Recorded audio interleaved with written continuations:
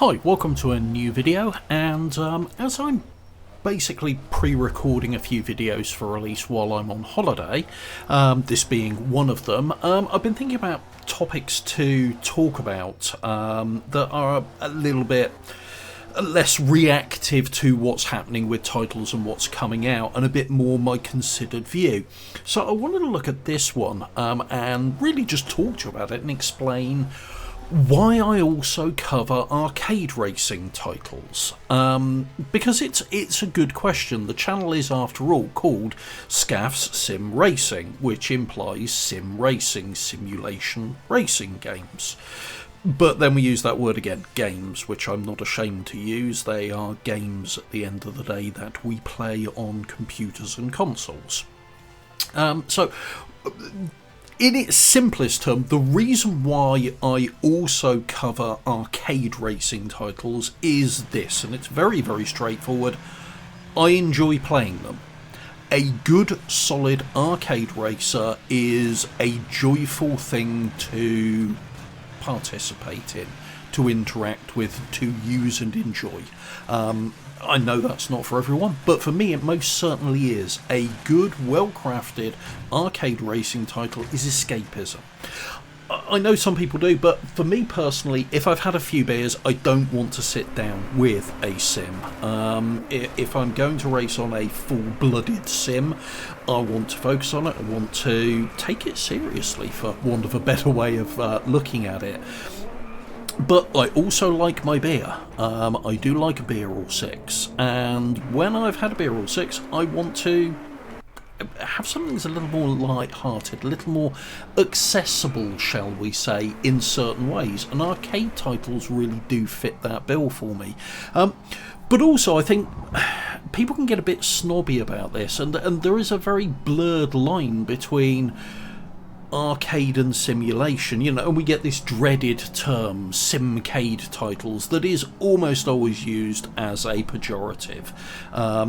People talk about Forza, they talk about Gran Turismo, they talk about various titles, and it's simcade, isn't it, as though it's some kind of dig at titles that sell absolutely humongously absurd numbers of copies, because they certainly appeal to an awful lot of people out there. And let's be honest, our beloved full-blooded sim titles, the likes of which don't sell anywhere near those quantities, so it's blurry. Even the term simulation, if you look it up in the dictionary, it's replicating real life.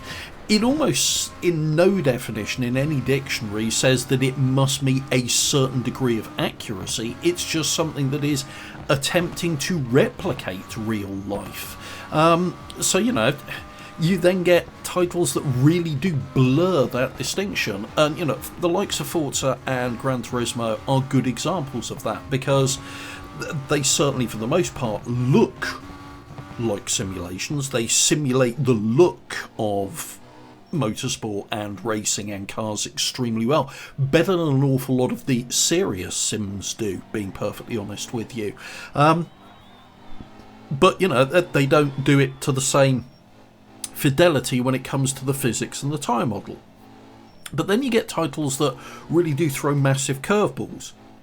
And I'm thinking here about, the recently released Rush Rally Origins and Art of Rally, two titles that look like arcade games. Art of Rally in particular, they look like your stereotypical arcade game. They're top-down racers, for Christ's sake.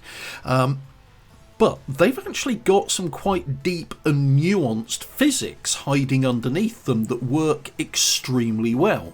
Then on the flip side of that, you've got titles like Grid, the 2019 reboot, and Legends are good examples of the opposite end, where these are titles that, if you take away the Hollywood excesses of all the fireworks, look realistic, certainly in comparison to the two titles I've just mentioned, Rush Rally Origins and Art of Rally.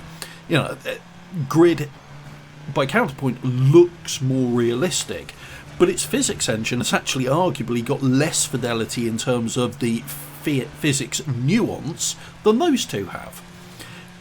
So yeah, it really is an odd blurring of definitions here, and that's why I've never personally been a big fan of, distinctions of, oh, it's a simcade, it's arcade title, or it's sim light and things like this. There's a strong argument out there, as I've already really expressed and hopefully managed to communicate quite in a reasonable way, that they're all simulations. They're just at differing stages, and if you really want to put a label on it, do, but does it matter? So, I mean, that's kind of the second reason in this rambling overture as to why I include arcade titles in the mix with the Sims. It is predominantly sim racing titles I focus on, but there are always going to be arcade titles in there, because I think it's really hard to draw a definitive line as to where an arcade racing title becomes a simulation racing title, and there are ones that will always confound expectations on one side or the other. So you've got that. If it's almost impossible to draw a line and agree where that line is, then why bother with the distinction? So I don't. And as I say, the other one, and perhaps the most overriding one, is because I enjoy them. And I think an awful lot of sim racers do also enjoy them if they're honest about it. Not all. Some. I'm not telling you have to like arcade racing titles, in the same way I'm not going to tell people that love arcade racing titles that they should and must love Sims. But I think if more people were a little more open to them, they would discover that there's actually quite a bit of depth in the physics and handling model of some of these titles out there. And I've mentioned a couple already, and another one I would add on to that is Drive Club. Drive Club actually did a hell of a lot right in terms of the physics. It just, it didn't have that fidelity cranked all the way up to 11 on it, but the fundamentals were there and worked extremely well, and that was a damn good looking title. It really was. Still stands up to this day.